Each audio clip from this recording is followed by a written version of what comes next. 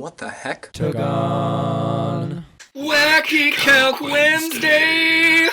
Now remember, what was it that we established? We established that if we assumed that if z equals x plus iy, and w of z is u plus iv, we assumed that if the imaginary part of z, namely y, was equal to 0, we showed that the real part of w of z is therefore equal to negative v times the cotangent of v, and then the real part of the input x could be expressed as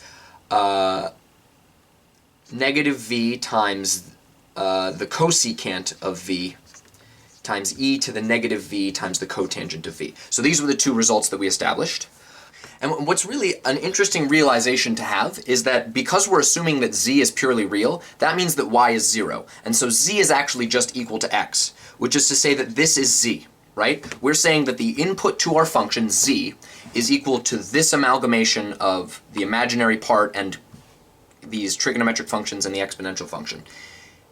And that's actually to say that if the input is real, right, if y is 0, then this, since we're writing z in terms of the imaginary part of w of z, that must mean that this is the inverse of the imaginary part of w of z. Think about it. V is the imaginary part of w of z. And because I'm able to put the input z, which is purely real, in terms of just that imaginary part, that tells me that v being equal to the imaginary part of w of z, that tells me that this function, negative v times the cosecant of v times e to the negative v times cotangent of v, is the inverse of the imaginary part.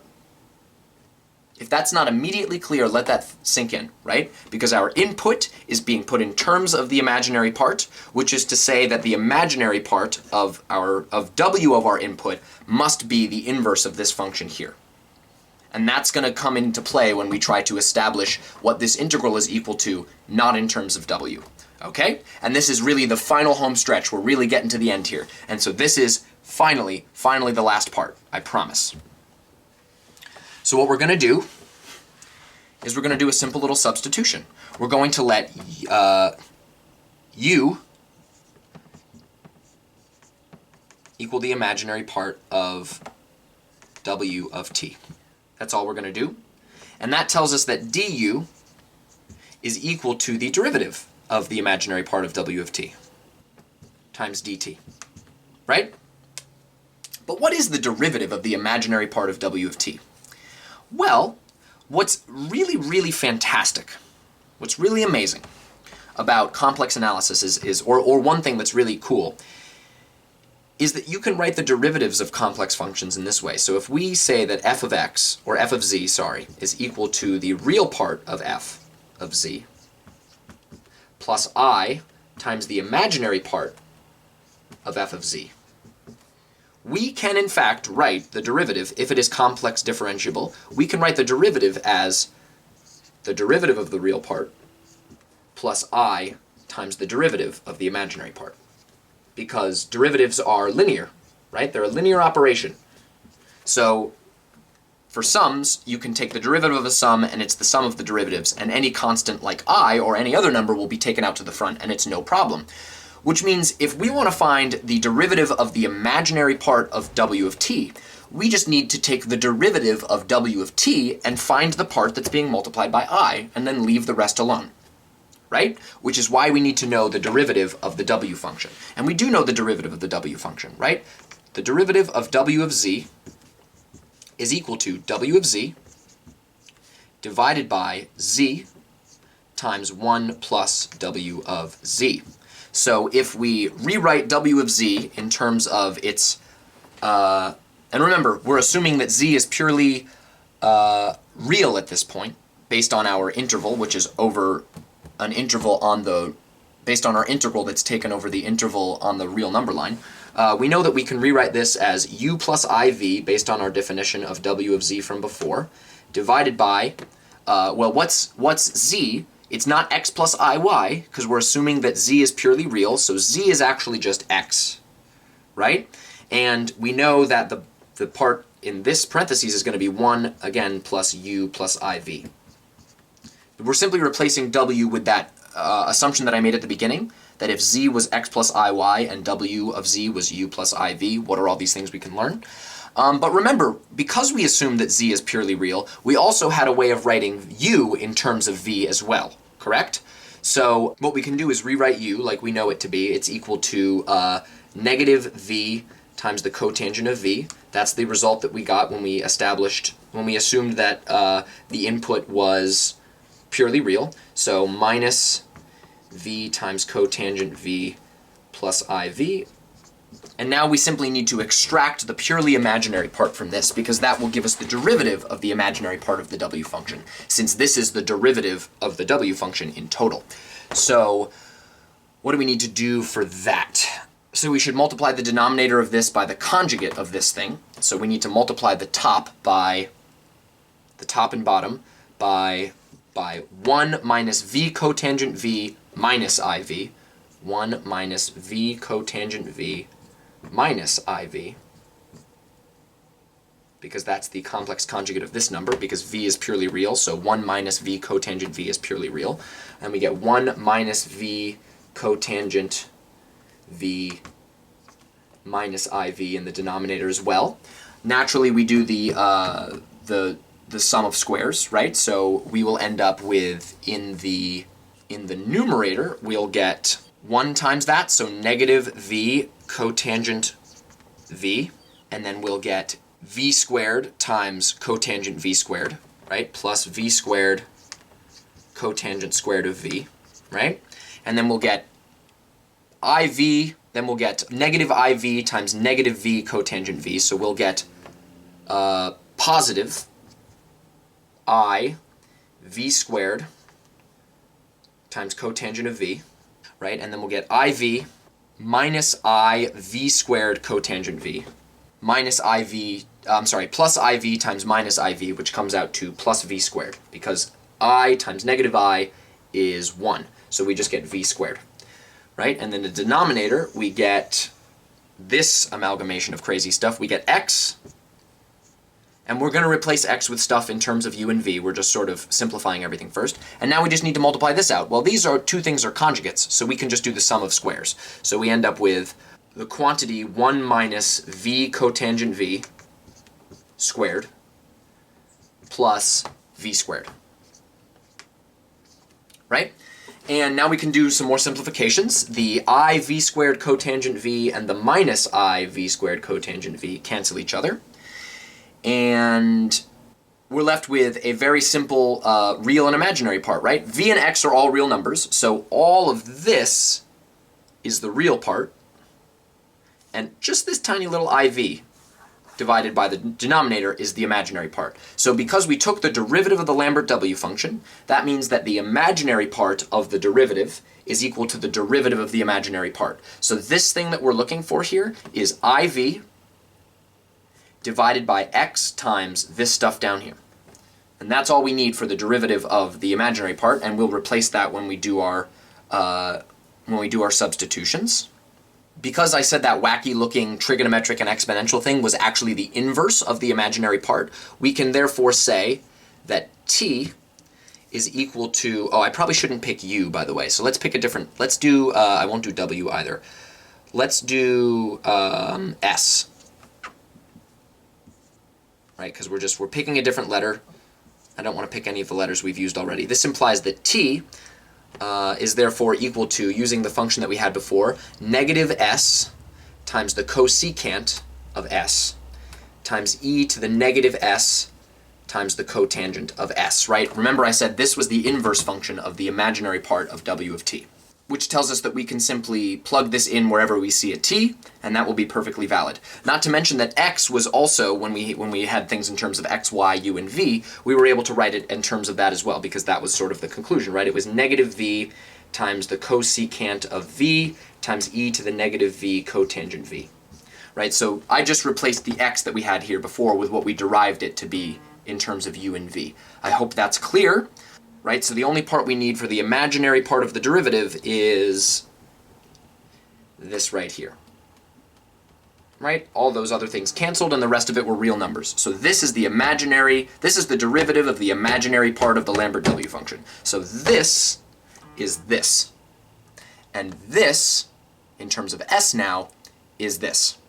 So we're going to plug these two things. So just imagine all the v's in here being replaced with s, because I just changed the variable to s, right? And so we're going to plug this in for this, and this in for this, into here. And then we're going to get our integral result. And I know it's been a lot of work, and I think if you watch it a couple times, maybe read the article, you'll see all the stuff that we're doing is perfectly fine, because this is pretty freaking amazing. Pretty amazing, I gotta say. So let's do that substitution. So what we now have, or what we've been able to establish, and we have to change the bounds as well of the integral, right? Because we're doing a substitution, so we have to change the bounds. What we've come to realize is therefore this function w of z divided by z is equal to 1 over pi times the integral, and I will fix the bounds. So we had to replace the imaginary part of w of t with s, right? That was the substitution. And in the denominator we have t, which can be replaced with this. So negative s times the cosecant of s times e to the negative s cotangent of s, right? And then we have to plug it into this one as well. So we get negative s times the cosecant of s times e to the negative s cotangent of s minus z. And then we needed to replace dt with ds divided by the derivative of the imaginary part of w of t. Now remember what that was. It was a huge amount of stuff, but it wasn't that complicated. It was just symbol heavy. And it turned out that if we do the reciprocal, because remember we have to divide this over to the other side to solve for dt, so we can actually replace it in the integral. And we end up with this big fraction here. What did we have? We replaced the real part of the input with the thing that we knew it to be, which was negative s cosecant of s times e to the negative s cotangent of s. And there was that funky other stuff. It was what? It was 1 minus s cotangent s all squared plus s squared, right? And that was all over I times s, right? Because it was I times v before, but we're replacing it with s in this instance because it's a change of variables and I didn't want to use the same letters. ds. And just as it should be, we beautifully see cancellations, right? I'm sorry, let's establish what the bounds are first. So this is our input, and we have to see what happens when we let s go to negative infinity and go to negative 1 over e. I'm sorry, as we let t go to negative infinity and t go to negative 1 over e. So how would we make negative 1 over e? Well, negative 1 over e is the same as negative 1 times e to the power of negative 1. So that's to say that we need negative s times cosecant of s and negative s times cotangent of s to both go to negative 1. And so what I want you to prove on your own is that therefore s must go to 0. Right? Because these two functions, negative s times cosecant of s, if you plug them in, and negative s times cotangent of s, if you plug them into Desmos and see what happens as s goes to 0, you'll see that t does actually go to negative 1 over e. So the upper bound of this integral is 0. And if we want t to go to negative infinity, then you'll find that negative s times cosecant of s and negative s times cotangent of s actually have to go to pi. So feel free to try and either plug that into Desmos and see it for yourself, or try to demonstrate the limit on your own. And so now we have the bounds of our new integral. And this incredibly symbol-heavy thing looks really nuts, but plenty of things wonderfully cancel. Oh, by the way, I'm sorry, this I wasn't supposed to be there, because what's the imaginary part of something? The imaginary part of something is the real number that's being multiplied by I. So forgive me that I was not supposed to be there, right? So the imaginary part of a complex number is the real number that's all being multiplied by I, and only the things that are being multiplied by I. So you're not supposed to include the factor of I as part of the imaginary part. So now, beautiful cancellations. S divided by s, and negative s times the cosecant of s times e to the negative s cotangent of s cancels with itself in the denominator there. we use this factor of -1 in the denominator to swap the bounds to go from least to greatest. And we are left with the stunning, stunning, stunning conclusion that W of z over z, so we can actually we can multiply the z over, right? We can multiply the z to here. We have the stunning conclusion that the Lambert W function over the principal branch from -1 over e to infinity can be expressed like this. As z divided by pi times the integral from 0 to pi of, and I'm gonna go back from s to t now, because I just wanted to do a substitution from t to another letter so there wasn't any confusion, but now I'm gonna rewrite it in terms of t, because it doesn't matter which letter you pick. We have that this is my favorite integral, I think. I love this. The Lambert W function, W of z, is equal to z divided by pi times the integral from 0 to pi of t squared plus the quantity 1 minus t times the cotangent of t, all squared, divided by z plus t times the cosecant of t times e to the -t cotangent of t, dt. And that, my friends, has been Wacky Calc Wednesdays. That is a magnificent, magnificent result that is not at all explained on the Wikipedia page, and it took me a long time to really iron out every little step that I wanted to show. Because I did reference the paper and the Stack Exchange article a fair amount of times, but I did most of this working out on my own. Essentially, I just needed to know which contour was used to figure this out, because I figured it had to do with a contour integral, because you really can't get things like this, or like prove that these things are what they are, without using complex analysis. And it's truly a gem. I mean, that's a beautiful, beautiful integral to behold. So, thank you very much for watching. Congratulations if you understood every step of this. And just sort of marvel at the beauty of what we're able to prove with mathematics. And I'll leave a link to this being plugged into one of my graphs on Desmos, so you can actually see that they do in fact match up, and it's beautiful. So thank you again very much for watching. Congratulations if you got everything, and I'll see you in the next video, which is going to finally be my response to Jens. Oh, it's coming. It's coming, buddy. Because you know what? I know you're watching because I know you'll enjoy this video. I know you'll like this a lot, and so now you're here listening. I'm coming for you.